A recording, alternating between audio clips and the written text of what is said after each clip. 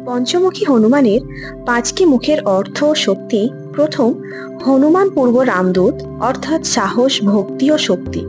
দ্বিতীয়, নরসিংহ, উত্তর বিষ্ণুর অবতার, শত্রু বিনাশ ও রক্ষা। তৃতীয়, গরুড়, পশ্চিম বিষ্ণুর বাহন, নাগ দোষ থেকে মুক্তি। চতুর্থ, বরাহ আর অগ্নি, দক্ষিণ বরাহ অবতার, অগ্নিমুখ, অশুভ শক্তি দমন। এবং পঞ্চম, হযগ্রীব, অর্থাৎ ঊর্ধ্ব জ্ঞানের দেবতা, বিদ্যা, বুদ্ধি ও মনোসংযম। প্রতিদিন বা প্রতি মঙ্গলবার ও শনিবার পবিত্র হয়ে লাল বা গেরুয়া পোশাক পরে হনুমানের ছবির সামনে বসে এই মন্ত্রকে জপ করা হয়। ওম নমো ভগবতে পঞ্চবদনায়, পূর্ব মুখে তো রামদূতায় নমঃ, উত্তর মুখে তো নরসিংহায় নমঃ, পশ্চিম মুখে গরুড়াশায় নমঃ, দক্ষিণ মুখে মহাবীরাগ্নায় নমঃ, উত্তর মুখে হয়গ্রীবায় নমঃ, ওম পঞ্চবদনায় হনুমতে নমঃ। জয় বজরং।